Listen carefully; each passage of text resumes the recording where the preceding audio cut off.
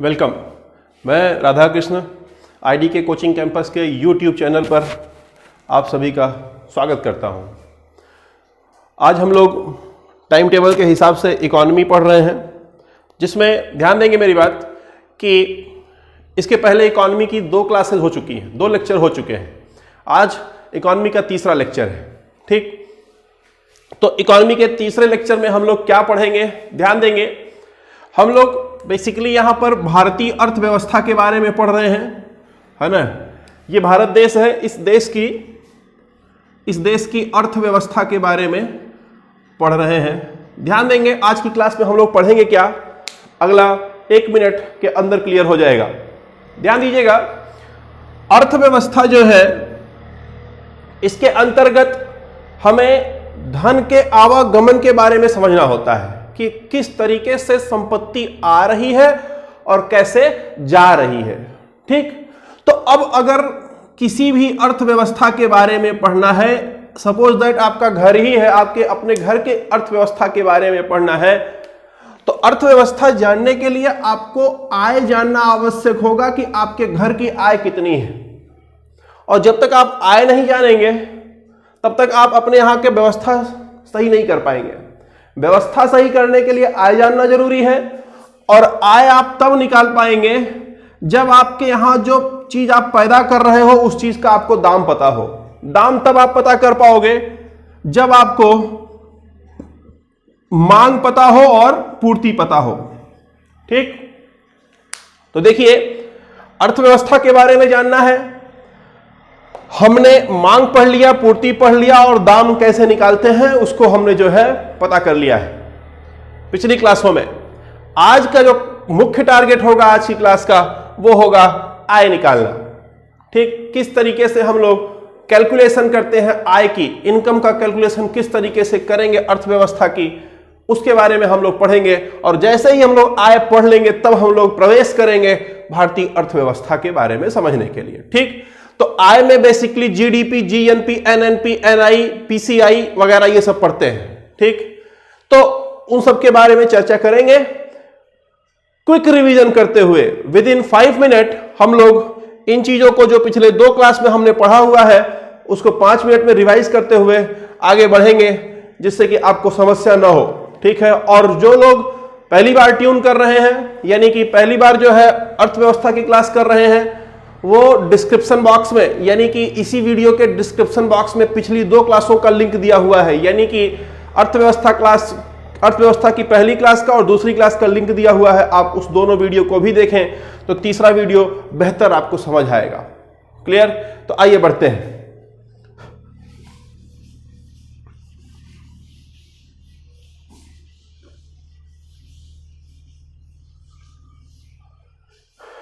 जो पिछली क्लासों में हमने पढ़ा हुआ है उस पर आगे बढ़ते हुए देखते हैं। ध्यान देंगे, मैंने बताया था कि मांग और पूर्ति का जहां पर मिलन होता है वहीं पर जो है आपका बाजार मूल्य निर्धारित होता है। अगर आपको याद हो तो एक ये रेखा थी, एक ये थी, और ये जहां मिल रहा था इसी को हम लोगों ने बाजार मूल्य कहा था। ठीक, इस रेखा पर मूल्य दर्शाया गया था और इस रेखा पर मांग पूर्ति दर्शाई गई थी। यही बाजार मूल्य है। ठीक, तो बाजार मूल्य जो निकल करके आया था वो मांग और पूर्ति पर निकल करके आया था। बोला मांग क्या होता है?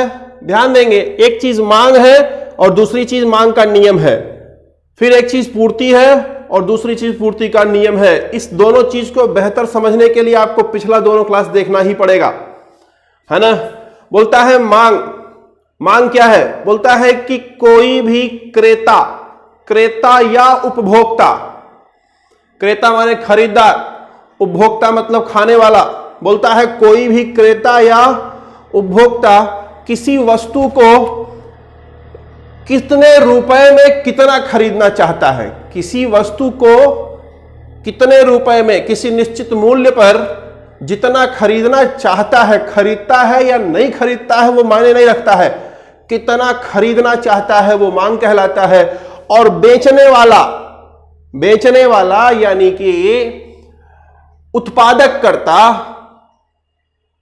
किसी वस्तु को किसी निश्चित मूल्य पर कितना बेचना चाहता है।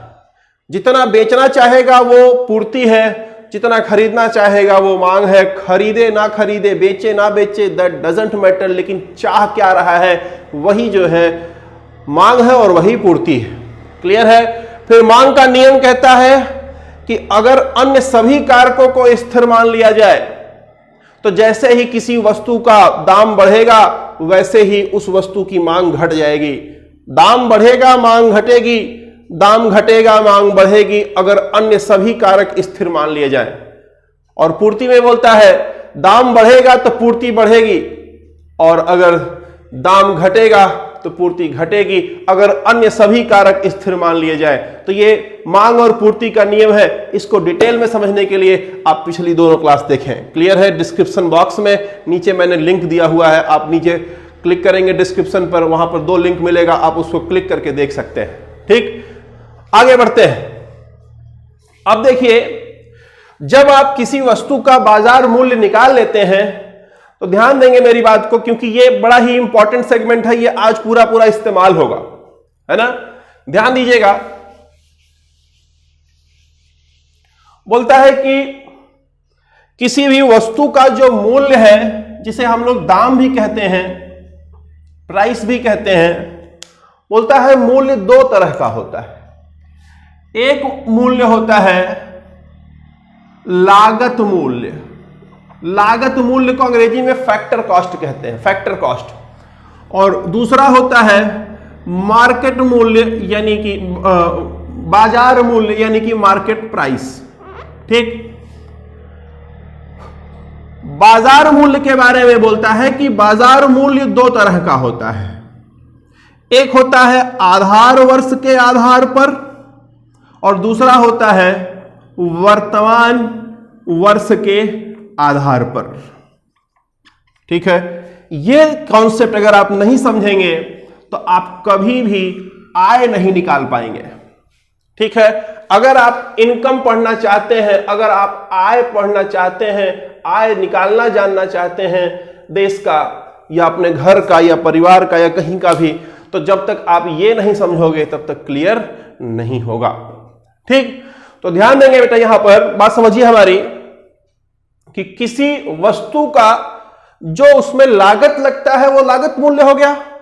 बाजार में जो बिकेगा जिस रेट पर, वो जो है बाजार का जो रेट होगा वो बाजार मूल्य कहलाएगा। ध्यान देंगे मेरी बात यहां पर, इंपॉर्टेंट पॉइंट, कि लागत मूल्य पर मांग और पूर्ति का कोई असर नहीं है। ठीक, बाजार मूल्य पर मांग और पूर्ति का असर होता है। अगर मांग ज्यादा है, पूर्ति कम है तो दाम बढ़ जाएगा। पूर्ति ज्यादा है, मांग कम है, ऐसे समझिए। थोड़ा सा प्रैक्टिकल में एग्जांपल आपको दे रहा हूं। ऐसे देखिए ना, बाजार मूल्य निर्भर करेगा किन चीजों पर? मांग और पूर्ति पर निर्भर करेगा। एक बात समझिए, जो ज्यादा होगा उसकी वैल्यू गिर जाएगी। ये इकोनॉमी का सबसे गोल्डन रूल, हमेशा याद रखिए। जो चीज ज्यादा होगा, कोई भी चीज दुनिया में जब ज्यादा हो जाती है तो उसकी वैल्यू गिर जाती है ना। ध्यान देंगे मेरी बात, अगर मांग ज्यादा हो जाए, यहां पर ध्यान देंगे, पूरी बात समझेंगे हमारी। यहां पर थोड़ा सा आप जो समझ पा रहे हैं उसका उल्टा कॉन्सेप्ट है यहां पर, है ना। जो आपको पहले से पता है उससे थोड़ा सा उल्टा है। देखिए, मांग अगर ज्यादा हुआ, है ना, और पूर्ति कम हो गई, बात समझिएगा। यहां पर पूर्ति कम होने का मतलब क्या है? पूर्ति तभी कम होगी, ध्यान देंगे, जब कोई भी वस्तु उतनी मात्रा में या तो उपलब्ध ना हो या तो उसका दाम कम हो। पूर्ति कम कब होगी? पूर्ति कम का मतलब बेचने वाला कम बेचना चाहेगा। कब कब कम बेचना चाहेगा? तब कम बेचना चाहेगा जब, ध्यान देंगे, उस वस्तु की कीमत कम हो जाए। क्लियर है? बात समझ में आ रहा है? और मांग ज्यादा कब होगा? जब उस वस्तु की कीमत कम हो जाए। समझ पा रहे हैं बात आप? पूर्ति कम कब होगी? जब दाम कम होगा, और मांग ज्यादा कब होगी? जब दाम कम होगा। इस बात को आप हमेशा अपने दिमाग में बैठा के रखिए। ठीक, आइए आइए समझते हैं, आगे बढ़ते हैं।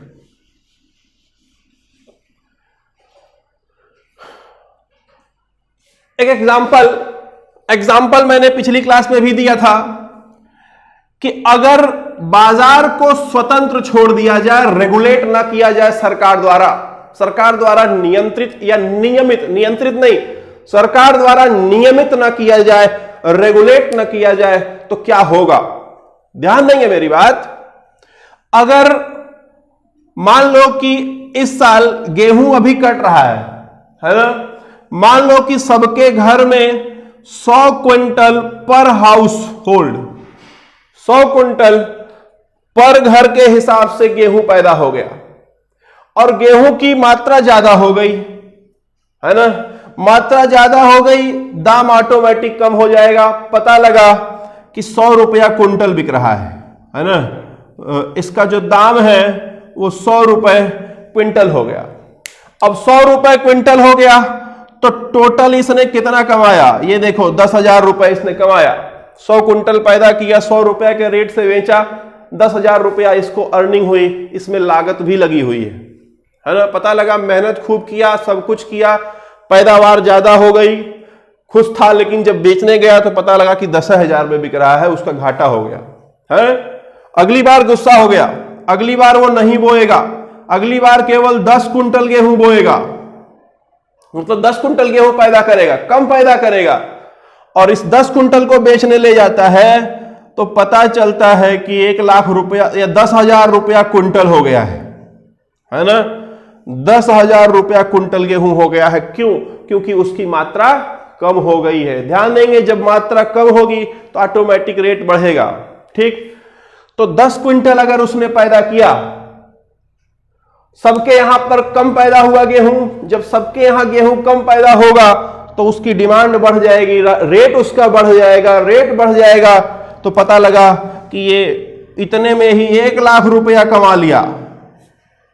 अब इसको एक अलग चीज, अलग धुन सवार होगा। क्या? कि जब मेहनत किए थे तो कुछ नहीं मिला, और जब मेहनत कम किए तो ज्यादा मिला, है ना। अगली साल तो खाली फिर वो जो है, अगली साल तो केवल वो 1 क्विंटल पैदा करेगा, और इसी 1 क्विंटल को उम्मीद करेगा कि 10 लाख रुपए में 10 लाख रुपए प्रति क्विंटल पैदा हो, 10 लाख रुपए प्रति क्विंटल इसका दाम हो जाए। हो भी सकता है, मैं मान रहा हूं केवल, ठीक है, आपको समझाने के लिए। पता लगा कि 10 लाख रुपए प्रति क्विंटल जो है इसका दाम था, 1 क्विंटल पैदा किया और 10 लाख रुपए इसको मिल गया। अब आप सोचो ना, क्या टेंडेंसी हो रही है कि नहीं काम करोगे तो ज्यादा पैसा मिलेगा, है। अगली साल पता लगा कि 1 किलो पैदा किया, और 1 किलो पैदा करके ले जाकर के सुनार की दुकान पे बदल लिया, बोला एकदम सोने के बराबर का भाव बिकेगा गेहूं, है। क्यों? क्योंकि उसका डिमांड बहुत ज्यादा है, पैदावार कम है। तो अब ध्यान देंगे मेरी बात, यहां पर आप ये समझिए मेरी बात यहां पर, कि ये जो स्थिति दिख रही है आपको, ये स्थिति किसी भी अर्थव्यवस्था के लिए भयानक हो सकती है, भयावह हो सकती है। कब? जब ऐसा वहां का इंसान सोचने लगे कि कम पैदा करोगे तो ज्यादा कमाओगे, तो वो अर्थव्यवस्था नहीं चलने वाली है। तो ऐसा सिचुएशन ना आने पाए, इसलिए बाजार को नियंत्रित की बात मैं नहीं कर रहा हूं, कंट्रोल करने की बात नहीं कर रहा हूं, मैं बाजार को रेगुलेट करने की बात कर रहा हूं, नियमित करने की बात कर रहा हूं। तो सरकार बाजार को नियमित करती है, ध्यान दीजिएगा इस बात को, नियंत्रित नहीं करती है। दोनों में अंतर है। एक होता है नियंत्रित करना, कंट्रोल में रखना, और एक होता है नियमित करना, रेगुलेशन लाना, ठीक है। तो सरकार बाजार को रेगुलेट करती है हमारे देश में, ठीक। तो फिर वो क्या करेगी? सरकार ऐसी स्थिति ना बनने पाए, इसलिए वो जिस साल कोई ऐसा साल रहा होगा जिस साल सब कुछ सामान्य पैदा हुआ होगा, यानी कि न ज्यादा पैदा हुआ होगा न कम पैदा हुआ होगा। बात समझ रहे हैं? न कोई बहुत बड़ी विपदा आई होगी, न कुछ, सब कुछ सामान्य रहा होगा। और मान लीजिए उस साल औसतन 40 कुंटल पैदा हुआ, तो उस साल जो रेट था बाजार मूल्य, उस बाजार मूल्य को आधार वर्ष मान लेगा। बोलेगा कि जिस साल सब कुछ आदर्श स्थिति थी उस साल की कीमत को हम लोग आधार वर्ष की कीमत मान लेंगे और वही कीमत लगातार हमेशा बनी रहेगी। ठीक, ध्यान देंगे। अब सरकार ने एक आधार वर्ष की कीमत तय कर दी, सरकार ने कहा कि यह कीमत होगी। ठीक, अब गेहूं का प्रोडक्शन कम भी हो ज्यादा भी हो, तब भी इसी आधार वर्ष की कीमत के थोड़ा सा ऊपर थोड़ा सा नीचे ऐसे फ्लक्चुएट होगा, ना कि इतना फ्लक्चुएशन होगा, इतना बदलाव नहीं होगा, थोड़ा सा बदलाव होगा। समझ पा रहे हो बेटा हमारी बात? आप क्लियर है? उम्मीद कर रहे हैं कि आप ध्यान से समझ रहे हो। तो आप ये समझ पाए ना कि आधार वर्ष की कीमत क्यों लाई गई है और वर्तमान वर्ष की कीमत क्या होती है। समझिए, ये पेन है, ठीक, ये पेन की आज मान लो कीमत 30 रुपए है, ठीक, और आधार वर्ष 2011-12 इस समय चल रहा है, 2011-12 चल रहा है। 2011-12 में सब कुछ नॉर्मल था, न प्रोडक्शन ज्यादा था न प्रोडक्शन कम था, न कोई बहुत विपरीत स्थिति खड़ी हुई थी देश में। उस साल इसकी कीमत 20 रुपए थी, तो इसकी कीमत 20 रुपए उस समय फिक्स कर दी गई थी और वही कीमत आधार वर्ष कहलाई, आधार वर्ष की कीमत कहलाई। क्लियर? अब प्रोडक्शन इसका कम हो ज्यादा हो बहुत मायने नहीं रखेगा, कभी 30 हो जाएगा, कभी 20 का जो है 18 हो जाएगा। ऐसा नहीं होगा कि 20 का 20 लाख हो जाए। क्यों? क्योंकि सरकार ने आधार वर्ष, इसका आधार वर्ष के आधार पर इसका कीमत तय करके रखा हुआ है। समझ पा रहे हैं बात आप? तो सरकार नियमित करती है, मार्केट को रेगुलेट करती है, इसलिए यह समस्या न खड़ी होने पाए तो वो आधार वर्ष की कीमत जारी करती है। क्लियर हो गया? चले आगे, आइए आगे बढ़ते हैं। अब देखिए, हमारा टारगेट है आय निकालना, आय। ठीक, आय निकालने से पहले हम लोग ये जानेंगे कि हमारे देश के अंदर वस्तुएं जो हैं वो कितने तरह की होती हैं। ठीक, वस्तुएं बेसिकली जो बेसिक रूप है उनका, बेसिक जो मतलब फॉर्मेशन है, बेसिक जो स्ट्रक्चर है वस्तुओं का वो कैसा है उसको देखेंगे। ध्यान दीजिए मेरी बात, यहां पर वस्तुओं को कैटेगराइज कर दिया गया है। ठीक है, वस्तु का मतलब यहां पर गुड्स कहते हैं। ठीक है, ध्यान दीजिएगा, वस्तु को कैटेगराइज कर दिया गया है। बोला कि वस्तुएं जो है, अंग्रेजी में इसे गुड्स कहते हैं। बोला कि गुड्स को या सर्विसेज को, गुड्स एंड सर्विसेज यानी कि वस्तु एवं सेवा, इनको 3 भागों में बांट दिया गया है। ठीक, ये क्या है समझिएगा। बोलता है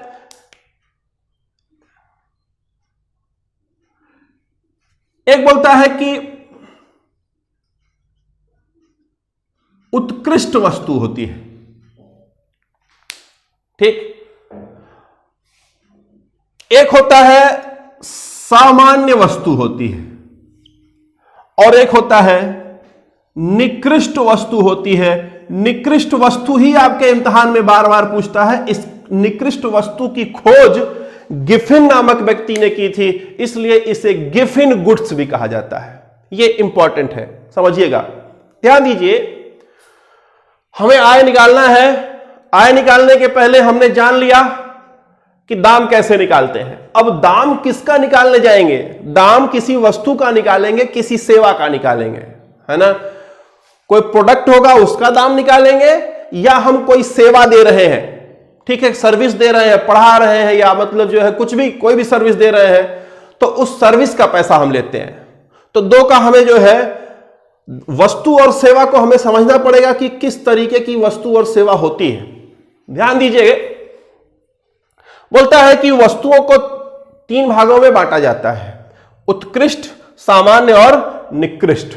ध्यान देंगे मेरी बात। इधर देखिए, बोलता है कि सामान्य वस्तु वो वस्तु है, बोलता है कि जिसका प्राइस इंक्रीज हो तो डिमांड डिक्रीज हो जाए, दाम बढ़े तो मांग घट जाए, और दाम घटे, पी फॉर प्राइस, पी से प्राइस है, बोलता है दाम घटे तो मांग बढ़ जाए अगर ऐसा किसी वस्तु के साथ हो रहा है तो उस वस्तु या सेवा को हम सामान्य वस्तु कहेंगे। क्लियर? समझ पाए बात आप? ध्यान देंगे। बोलता है उत्कृष्ट वस्तु कौन सी है?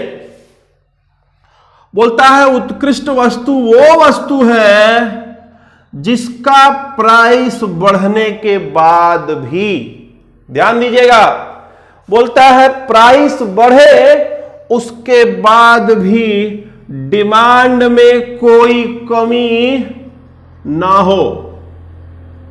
सामान्य तौर पर प्राइस बढ़ेगा तो डिमांड कम होगा, लेकिन बोला ऐसा वस्तु जिसका प्राइस बढ़े और डिमांड में कोई कमी ना हो, डिमांड अपरिवर्तित हो, तो ऐसे वस्तु को हम गिफिन उत्कृष्ट वस्तु कहेंगे या आवश्यक वस्तु कहेंगे। जैसे जैसे क्या? जैसे पेट्रोल, डीजल, दाम बढ़े भले खपत कम नहीं होने वाली है, उससे भी ज्यादा इंपॉर्टेंट नमक। नमक दाम बढ़े, आज नमक की कीमत कितनी होगी दाम, नमक की कीमत जो भी हो, 15-20 रुपए किलो जो भी होगी, अभी वो नमक की कीमत 100 रुपए किलो हो जाए तो क्या आप डिमांड कम कर लोगे नमक की? बोलिए, बात समझ में आ रही है? तो वो वस्तु जिसकी प्राइस बढ़े लेकिन फिर भी डिमांड में कमी ना हो, उस वस्तु को हम क्या कहेंगे? उत्कृष्ट वस्तु कहेंगे। और निकृष्ट वस्तु की खोज गिफिन नामक व्यक्ति ने की थी, इसलिए इसे गिफिन गुड्स कहा गया। आपके इम्तिहान में निकृष्ट वस्तु नहीं पूछा जाता है, गिफिन गुड्स पूछा जाता है, याद रखिएगा। तो गिफिन गुड्स क्या होता है? बोलता है कि गिफिन गुड्स में जब प्राइस कम हो, ध्यान देंगे, सामान्य तौर पर जब प्राइस कम होता है तो डिमांड बढ़ती है ना? बोलता है प्राइस कम हो उसके बाद भी डिमांड में कमी आ जाए तो ऐसी वस्तु को हम गिफिन वस्तु कहेंगे, गिफिन गुड्स कहेंगे। समझ पा रहे हैं बात आप हमारी? सामान्य वस्तु, उत्कृष्ट वस्तु, निकृष्ट वस्तु। क्लियर? अब चलते हैं आय की ओर। ठीक, आप इसको बेसिकली ये वाला आपके दिमाग में बैठा रहना चाहिए और ये भी आपके दिमाग में होना चाहिए। इसको आप जो है उतार लीजिएगा, है ना, अपने नोट्स को। मैं उम्मीद कर रहा हूं कि आप लोग नोट्स बना रहे हैं। ठीक है, ऑडियो क्लिप भी जो है आपका कल से अपडेट होना शुरू हो जाएगा, डेफिनेटली कल से अपडेट होना शुरू हो जाएगा। ठीक, और रीजनिंग की क्लास भी शुरू हो चुकी है, मैथ की क्लास भी शुरू हो चुकी है। मैथ की क्लास 6 बजे से है, रीजनिंग की क्लास शाम 5 बजे से है। ठीक, मैथ की 2 क्लास चलेगी, एक क्लास शाम 6 बजे से चलेगी जिसमें प्रैक्टिस होगा, केवल प्रैक्टिस सेशन होगा, और एक क्लास सुबह 9 बजे से चलेगी जिसमें बेसिक सारे चैप्टर कवर किए जाएंगे। क्लियर? अमित सर पढ़ाएंगे और इसको जो है रीजनिंग आपके अजीत सर पढ़ा रहे हैं 5 बजे से। आज एक क्लास हो चुका है, 5 बजे से शुरू हो गया है। कल से जो है आप लोग सभी लोग 5 बजे, जिसको जिसको रीजनिंग करना है सब लोग 5 बजे भी उपस्थित होंगे। क्लियर? तो बढ़ते हैं आगे, ध्यान दीजिए। अब हमें आय निकालना सीखना है। ठीक है, बेसिकली आय में हम लोग किसका आय निकालने जा रहे हैं? अपनी अर्थव्यवस्था के आय के बारे में जानने जा रहे हैं। ठीक, तो ध्यान देंगे, अपने अर्थव्यवस्था की जो आय है, आय निकालने के लिए हमें बेसिकली जो चीजें हमें जाननी है वो क्या क्या है, देखिए एक है आपका जीडीपी, है ना, फिर उसके बाद आप आएंगे जीएनपी, जीडीपी, जीएनपी, फिर आपको मिलेगा NNP, net national product, gross domestic product, gross national product, net national product. Clear है? और जब इतना आप समझ लेंगे तो अगली चीज आपको जाननी होगी नेशनल इनकम, राष्ट्रीय आय, और जब ये भी जान जाएंगे तो अंत में आपको जानना होगा पीसीआई यानी पर कैपिटा इनकम। ठीक है? तो कुल मिलाकर के आज हम लोग जो है ये 1 2 3 4 5 ये पांचों कॉन्सेप्ट प्रयास करेंगे कि पढ़ करके आज खत्म करें, जिससे कि अगली यानी कि कल की क्लास में हम लोग भारतीय अर्थव्यवस्था के अंदर प्रवेश कर सकें। क्लियर? चले आगे, ध्यान दीजिए। सबसे पहले यहां पर जीडीपी क्या होता है पहले उसको समझेंगे, और मैं आपको बता दूं कि अगर आपको जीडीपी आ गया, जीडीपी आपने निकालना सीख लिया, तो बाकी सारा जीएनपी, एनएनपी, एनआई और पीसीआई सब कुछ जो है आपके लिए आसान हो जाएगा। ठीक? लेकिन अगर आप जीडीपी निकालना नहीं सीखे तो फिर आप इसमें भी कंफ्यूज रहोगे, रोज कंफ्यूज रहोगे, हमेशा कंफ्यूज रहोगे, कभी नहीं आपको आएगा। मैं पहली बार आपको केवल बोल करके जो है बता रहा हूं कि जीडीपी क्या होता है। ठीक है? देखते हैं आप में से कितने लोग, जो लोगों को समझ में आ जाएगा वो कमेंट बॉक्स में करें कि हाँ हमें समझ आ गया, पहली बार में समझ में आ गया। ठीक है? मैं बोल रहा हूं कि जीडीपी क्या होता है, सुनिएगा ध्यान से सुनिए। बोलता है कि किसी निश्चित सीमा क्षेत्र के अंतर्गत, क्लियर, किसी निश्चित सीमा क्षेत्र के अंतर्गत निर्धारित समयावधि के दौरान, निर्धारित समयावधि के दौरान अंतिम रूप से उत्पादित सभी वस्तु एवं सेवाओं के मौद्रिक मूल्य बाजार के आधार वर्ष के आधार के योग को जीडीपी कहते हैं। किसी को नहीं समझ आया? कोई बात नहीं, मुझे पता है कि अभी किसी को नहीं समझ आया होगा। ठीक? अगर आ गया है आपको समझ में तो बहुत बड़ी बात है। आइए समझते हैं इस बात को। पहले हम इस चीज को लिख देते हैं तो फिर आपको ज्यादा बेहतर जो है ढंग से समझ आएगा। ठीक? यहां पर मैं लिख दे रहा हूं, ठीक है, ये इतनी दूरी में लिख दे रहा हूं, यहीं पर प्रयास करूंगा कितनी दूरी में आ जाए, नहीं आएगा।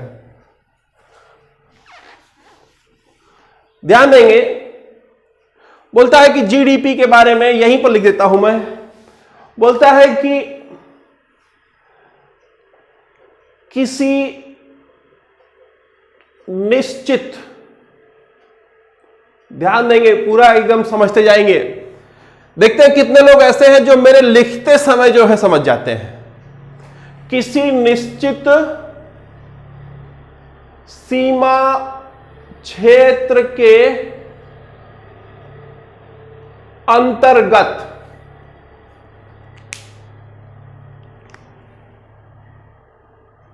निर्धारित समयावधि के दौरान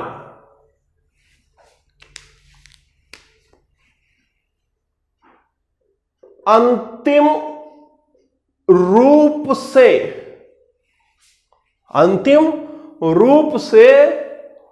उत्पादित सभी वस्तुओं एवं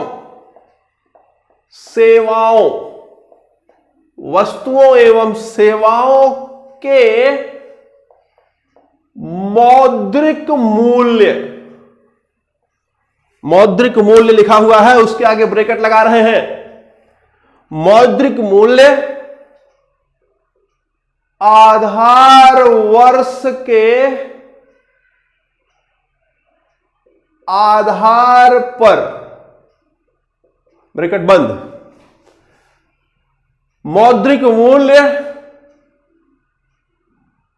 के योग को जीडीपी कहते हैं। इसको समझ जाएंगे जब ना, तो उसके बाद इसके जो नीचे वाले हैं जीडीपी के बाद जीएनपी, एनएनपी, एनआई, वो सब बाएं हाथ का आपके खेल होगा। कितने लोग समझ गए? आइए देखते हैं, ध्यान देंगे इसका कहने का मतलब क्या है, मकसद क्या है। सबसे पहला लाइन, किसी निश्चित सीमा क्षेत्र के अंतर्गत। हम लोग किसकी बात कर रहे हैं? किसके जीडीपी के बारे में बात कर रहे हैं? भारत के जीडीपी के बारे में बात कर रहे हैं। तो कौन सी सीमा होगी? किस सीमा क्षेत्र की बात कर रहे हैं? भारतीय सीमा क्षेत्र की बात कर रहे हैं। तो ध्यान देंगे मेरी बात, सीमा क्षेत्र की जब बात आएगी तो ये हो गया आपका भारत महान, है ना। बोलता है कि इस देश की सीमा के अंतर्गत, ठीक। अब आगे बोलता है निर्धारित समयावधि के दौरान। कौन सा समय का अवधि लेंगे? समयावधि वो अवधि होगी जो पूरा एक वित्तीय वर्ष होता है। भारत का वित्तीय वर्ष कब से कब चलता है? 1 अप्रैल से 31 मार्च तक चलता है ना, मार्च क्लोजिंग होता है 1 अप्रैल से 31 मार्च तक। तो बोलता है इस क्षेत्र के अंतर्गत 1 अप्रैल से 31 मार्च के भीतर, बोलता है अंतिम रूप से उत्पादित सभी वस्तु एवं सेवा। देखिए, एक होता है उत्पादित, मतलब एक होता है वस्तु और एक होता है अंतिम रूप से उत्पादित वस्तु। अंतिम रूप से उत्पादित वस्तु का मतलब क्या है समझिए आप। जैसे ये पेन है, ठीक, इस पेन की कीमत 30 रुपए है ना। अगर इसको निकाल दिया जाए तो इसकी कीमत 20 रुपए है। अगर केवल इसको पैदा किया गया है, इसको केवल, समझ में आ रही बात, 20 रुपए का सामान पैदा हुआ है, लेकिन इसको हम नहीं जोड़ेंगे। क्यों? क्योंकि यह इस्तेमाल करने के लायक नहीं है। जब ये दोनों बन करके यहां पर जुड़ गया तो अब यह माना गया कि यह अंतिम रूप से उत्पादित हो गई है, यानी उपभोग करने के लायक हो गई है। रोड बनता है, अगर रोड बन रहा है, 5,000 करोड़ रुपया लग चुका है, फिर भी उसको हम नहीं जोड़ेंगे अगर उस पर यातायात शुरू न हुआ हो। 5,000 करोड़ रुपए का लग करके बन करके खड़ा हुआ है, 5,000 का सामान पैदा हो गया है, लेकिन अभी उस पर 1,000 रुपए की और आवश्यकता है कि डामर उस पर पड़ जाए, तब जाकर के रोड चालू होगा। तो जब तक वो पड़ नहीं जाएगा, यानी कि जब तक उपभोग करने के लायक ना हो जाए, तब तक वो वस्तु को कभी भी हम लोग जीडीपी निकालते समय नहीं जोड़ेंगे। बात समझ में आ रहा है? यानी फिनिश्ड गुड्स चाहिए, अंतिम रूप से उत्पादित वस्तु चाहिए, यानी वह वस्तु जिस वस्तु को हम मतलब इस्तेमाल कर सकते हो, प्रयोग में ला सकते हो, उसे हम लोग कहेंगे अंतिम रूप से उत्पादित वस्तु कहेंगे। समझ पा रहे हैं? फिर से देखिए, इस सीमा क्षेत्र के अंतर्गत 1 अप्रैल से 31 मार्च के भीतर जितनी भी वस्तुएं अंतिम रूप से उत्पादित हुई हैं, बोलता है उन सब का सभी वस्तुओं एवं सेवाओं का मौद्रिक मूल्य का योग जीडीपी कहलाता है। अब जब मुद्रा में परिवर्तित करेंगे, देखो इस पेन का 3 मूल्य दिखेगा आपको इस पेन की लागत हो सकती हो कि 15 रुपया हो। देखिए, इस पेन की कीमत हो सकती हो, लागत मूल्य 15 रुपया हो, और बाजार में 2011-12 में ये 20 रुपए की बिक रही थी और आज 30 रुपए की बिक रही है 2020 में। तो जब जीडीपी निकालेंगे तो जीडीपी निकालते समय हर वस्तु को परिवर्तित करते हैं रुपया में। तो अब ये एक पेन अगर पैदा हुआ 2020 में, तो इस पेन के बदले कितना रुपया जोड़ेंगे? 15 जोड़ेंगे कि 30 जोड़ेंगे कि 20 जोड़ेंगे? समझ में आ रही है बात? तो ध्यान देंगे, यही बोलता है कि जब वस्तु को बदलेंगे रुपया में, तो रुपया में बदलते समय मूल्य कौन सा लेंगे? आधार वर्ष का मूल्य लेंगे। यही बोलता है, आधार वर्ष के आधार पर। हैंडराइटिंग थोड़ा सा ही नहीं बनी है, वो थोड़ा सा ऊंचाई पर है। समझ पा रहे हैं बात हमारी? अब आम भाषा में आपको समझा रहे हैं, कॉमन मैन लैंग्वेज में। क्या है? बोलता है कि पूरे देश के भीतर एक साल में, साल शुरू होता है 1 अप्रैल से 31 मार्च तक, पूरे देश के भीतर 1 अप्रैल से 31 मार्च तक जो भी वस्तु पैदा हुई है, जो भी सेवा दिया गया है, बशर्ते वो अंतिम रूप से हो, अंतिम रूप से उत्पादित जो भी वस्तु सेवा होगी, उन सब का हम लोग मूल्य निकाल लेंगे और मूल्य निकाल करके जोड़ लेंगे, वही जीडीपी है। अब मूल्य, जब मूल्य निकालेंगे तो मूल्य कौन सा निकालेंगे? बाजार मूल्य नहीं, लागत मूल्य नहीं, बाजार मूल्य। बाजार मूल्य में भी कौन सा? वर्तमान या आधार? तो ध्यान देंगे, आधार वर्ष के आधार पर निकालेंगे हम लोग। समझ पा रहे बात हमारी? क्लियर हो रहा है कि नहीं? है ना? बढ़ चले आगे। Very good. अब अगर आप ये समझ गए हो, जीडीपी आप समझ गए हो अगर, तो जीएनपी देखो। उम्मीद कर रहे हैं कि आप जीडीपी समझ गए हैं, और अगर जीडीपी नहीं समझ आया है, यकीन मानिए आपको जीएनपी नहीं समझ आएगा, आएगा ही नहीं आपको जीएनपी। और जीएनपी नहीं आएगा तो एनएनपी नहीं आएगा, और एनएनपी नहीं आएगा तो एनआई नहीं आएगा, और एनआई नहीं आएगा तो पीसीआई नहीं आएगा। यही ब्यूटी है इस सब्जेक्ट की, इकोनॉमी की यही ब्यूटी है। इसीलिए इकोनॉमी थोड़ा सा टफ माना जाता है, क्योंकि इसमें आपको पिछली जानकारी के आधार पर ही अगला आपको पढ़ सकते हैं। अगर आपको पिछली जानकारी नहीं है तो अगली जानकारी आपको कभी भी समझ नहीं आएगी। इसलिए इकोनॉमी सब्जेक्ट टफेस्ट सब्जेक्ट है जीएस का। ठीक है, साइंस से भी बेहतर, मतलब मेरे हिसाब से कि एज ए स्टूडेंट अगर आप साइंस पढ़ने जाओगे, आप रेस्पिरेशन सिस्टम पढ़ लिए हो, नहीं छूट गया है, अगर छूट गया है, और अगर आप डाइजेस्टिव सिस्टम पढ़ने जा रहे हो तो आपको सब समझ आएगा। लेकिन यहां पर ऐसा नहीं है। अगर आप आय पढ़ने जा रहे हो, जीडीपी समझ गए हो, तो ही जीएनपी समझ आएगा, तो ही उसके आगे समझ में आएगा, तो ही उसके आगे समझ में आएगा। और आय अगर निकालना नहीं सीखे हो तो कभी भारत की व्यवस्था ही नहीं समझ में आपको आएगी। तो इसलिए बेहद इंपॉर्टेंट, ध्यान देंगे। जीएनपी क्या है? देखिए, बस एक वर्ड का अंतर है। जहां पर लिखा है ना, किसी निश्चित सीमा क्षेत्र के अंतर्गत लिखा हुआ है, बोलता है किसी निश्चित सीमा क्षेत्र के, ये देखो, ये वर्ड को काट देता है। बोलता है इस वर्ड को हटा करके एक दूसरा वर्ड लिख दो। बोलता है किसी निश्चित सीमा क्षेत्र के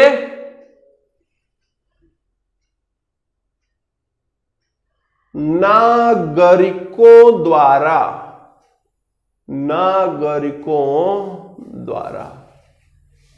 बस, बाकी सब कुछ सेम है। किसी निश्चित सीमा क्षेत्र के नागरिकों द्वारा अंतिम रूप से उत्पादित सभी वस्तुओं एवं सेवाओं के मौद्रिक मूल्य के योग को जीडीपी कहते हैं। मौद्रिक मूल्य आधार वर्ष के आधार पर निकाला जाएगा, है ना। आइए समझते हैं, ध्यान देंगे।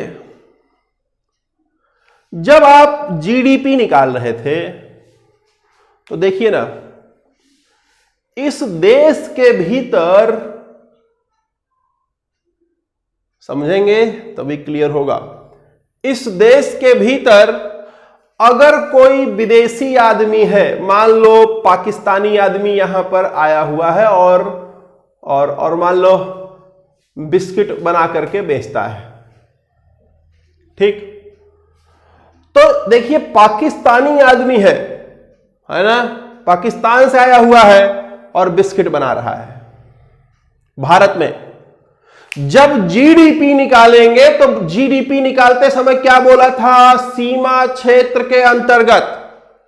तो हमारी सीमा के अंदर चाहे पाकिस्तानी हो, चाहे अमेरिकी हो, चाहे नेपाली हो, चाहे भूटानी हो, चाहे ब्राजीलियन हो, चाहे ऑस्ट्रेलियन हो, कोई भी आकर के हमारे देश के अंदर जो कुछ पैदा करेगा उसको हम जोड़ लेंगे। किस चीज में, जीडीपी में, क्लियर। लेकिन अगर हमारे देश का आदमी, ये जो हमारा आदमी है, ये हमारा आदमी जाकर के कहीं और पर, ये श्रीलंका में जाकर के कुछ पैदा कर रहा है, से फॉर एग्जांपल हमारा आदमी श्रीलंका में गया है और यहां इडली बनाता है ना, इडली डोसा सांभर बनाता है, ठीक। तो ये जो इडली यहां पर बन रही है, ध्यान देंगे मेरी बात, ये इडली हमारे देश का आदमी बना रहा है, लेकिन ये हमारे देश की सीमा के बाहर है, हमारे देश की सीमा के बाहर है, इसलिए इसको नहीं जोड़ेंगे। किसमें, जीडीपी में। बात समझिएगा, जीडीपी निकालते समय सीमा का महत्व होता है, क्षेत्र की सीमा का महत्व होता है। इस सीमा के भीतर दूसरे देश का आदमी है तो भी उसको जोड़ा जाएगा, और इस सीमा के अंदर हमारे देश का आदमी अगर यहां से बाहर चला गया है, वो नहीं है, तो उसकी आय को जोड़ा, उसके द्वारा पैदा किए हुए वस्तु को जोड़ा नहीं जाएगा। समझ में आया, ये जीडीपी है। लेकिन जब हम जीएनपी निकालेंगे तो जीएनपी में देखिए सीमा क्षेत्र के नागरिक की बात करता है, सीमा क्षेत्र के नागरिक की बात करता है। तो देखिए ना, नागरिक की जब बात करेगा तो अगर पाकिस्तानी आदमी हमारे देश में आके बिस्किट बना रहा है तो इसके द्वारा उत्पादित वस्तु को नहीं जोड़ा जाएगा, क्योंकि यह हमारा देश का नागरिक नहीं है। किस चीज में नहीं जोड़ा जाएगा, जीएनपी में नहीं जोड़ा जाएगा। लेकिन अगर हमारे देश का आदमी जाकर के श्रीलंका में इडली बना रहा है तो उसको जोड़ा जाएगा। क्यों, क्योंकि वो हमारे देश का आदमी है।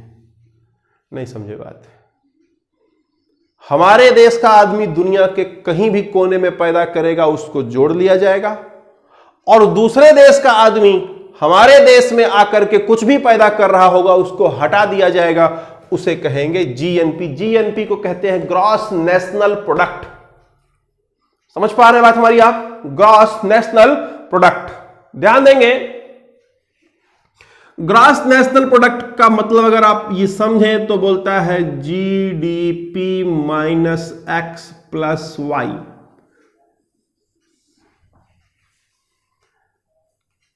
मतलब जीडीपी में से कुछ घटा दिया जाएगा और कुछ जोड़ दिया जाएगा। जीडीपी में से घटाया क्या जाएगा, घटाया वो जाएगा जो बाहरी आदमी हमारे यहां पैदा कर रहा था। जीडीपी निकालते समय हमने इसको जोड़ लिया था क्योंकि वो हमारी सीमा के अंदर था, इसको हम घटा देंगे। तो जीडीपी माइनस एक्स, जहां एक्स क्या होगा, विदेशी नागरिकों द्वारा हमारे देश के अंदर उत्पादित किया हुआ वस्तु का मूल्य, और जोड़ क्या देंगे, वाई जोड़ देंगे। वाई क्या होगा, हमारे देश के नागरिक द्वारा विदेश में अर्जित किया गया कोई वस्तु, विदेश में कोई पैदा किया गया वस्तु का मूल्य, उसको जोड़ देंगे। समझ पा रहे हैं बात हमारी। तो जीएनपी बराबर GDP minus X plus Y, और ये एक्स और वाई क्या है आप खुद से समझ पा रहे होंगे। एक्स जो है जिसको हटा रहे हैं वो विदेशी है, विदेशी जो भारत की सीमा के अंदर पैदा कर रहा है। और वाई कौन है? भारतीय है, भारतीय है लेकिन विदेशी विदेशों में उत्पादन कर रहा है। समझ पा रहे हैं आप? नहीं अगर समझ में आ रहा है तो आपके पास उपाय यह है कि आप दोबारा इसको रीप्ले करके देख सकते हैं। ये मतलब YouTube का ये समझिए कि ये फीचर है। अगर आप क्लास कर रहे होते तो एक बार आपको नहीं समझ में आता तो दूसरी बार आपके पास उपाय नहीं होता है, लेकिन यहाँ पर एक बार आपको नहीं समझ में आया तो दोबारा आप रिकॉर्डेड वीडियो वहाँ पर पड़ा रहता है, आप उसको देख सकते हैं। क्लियर? जीडीपी, जीएनपी, ठीक। जीडीपी को ग्रॉस डोमेस्टिक प्रोडक्ट कहते हैं, हिंदी में सकल घरेलू उत्पाद कहते हैं। जीएनपी को कहते हैं ग्रॉस नेशनल प्रोडक्ट यानी सकल राष्ट्रीय उत्पाद कहते हैं। और इसके बाद एक और आता है एनएनपी। एनएनपी को कहते हैं नेट नेशनल प्रोडक्ट, शुद्ध राष्ट्रीय उत्पाद। इसको एक और नाम दिया जाता है निवल राष्ट्रीय उत्पाद। निवल राष्ट्रीय उत्पाद, हम इसे कहेंगे नेट नेशनल प्रोडक्ट, शुद्ध राष्ट्रीय उत्पाद। अब शुद्ध राष्ट्रीय उत्पाद क्या होता है ध्यान दीजिएगा, अगर आपको ये चीजें समझ में आई हैं तभी ये समझ आएगा। ठीक, बढ़ते हैं आगे। नेट नेशनल प्रोडक्ट क्या होता है उसको देखते हैं। देखिए, कोई भी चीज जब आप पैदा करते हो तो उसको उसके उत्पादन के दौरान कुछ वियर एंड टीयर होता है। उसको अंग्रेजी में, इकोनॉमी की भाषा में डेप्रिसिएशन कहते हैं। डिप्रेशन नहीं, डेप्रिसिएशन कहते हैं। ध्यान दीजिएगा, डिप्रेशन अलग चीज है, डेप्रिसिएशन अलग चीज है। ठीक, ध्यान देंगे, मेरी बात समझेंगे। मान लीजिए कि आपने गेहूं पैदा किया। ठीक, गेहूं छोड़िए, आप पेन को ही लीजिए। ये पेन पैदा किया आपने। ये पेन की लागत मूल्य जो है 15 रुपए थी।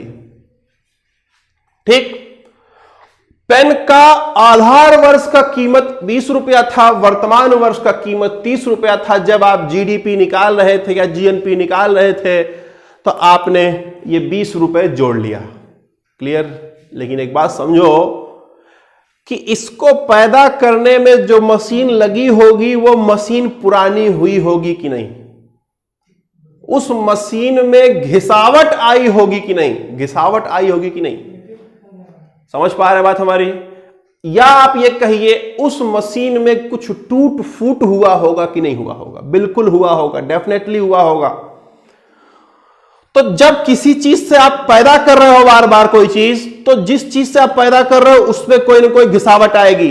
तो ये आपने जीडीपी या जीएनपी निकालते समय आपने तो इसका दाम जोड़ लिया था, लेकिन इसको पैदा करने वाली मशीन में जो समस्या पैदा हुई उसको आपने घटाया नहीं। बोलता है कि इसको पैदा करने वाली जो मशीन है उससे जो टूट फूट हुआ है उसको हटा दिया जाए, तो जो निकल के आएगा उसे जीएनपी कहेंगे। आप गेहूं पैदा करते हो, गेहूं पैदा करने के दौरान आप उसको इंजन से पानी देते हो। ठीक, आपने पानी दिया, लेकिन जो इंजन आपकी अचल संपत्ति है, मशीनरी लगी हुई है, आपने गेहूं पैदा कर दिया, जो उसमें लागत लगा वो सब कुछ समझ करके आपने देख लिया। अब आपने जो है ये अंत में देखा कि एक सीजन जब पूरा मशीन चला तो मशीन में कुछ घिसावट आ गई है, यानी कि कुछ चीज उसमें टूट फूट गई है। अब उसका रिपेयरिंग करवाएंगे तो पता लगा कि उसमें 10 रुपया खर्चा हो जाएगा। तो वो उसको पुरानी स्थिति में लाने के लिए 10 रुपया खर्चा जो हुआ उसको बोलता है निकाल दो। तो जो निकल के आएगा उसे हम नेट नेशनल प्रोडक्ट कहेंगे। ठीक है, तो नेट नेशनल प्रोडक्ट बराबर जीएनपी, यानी ये जो निकल के आया है ना, बोलता है जीएनपी माइनस मूल्य ह्रास।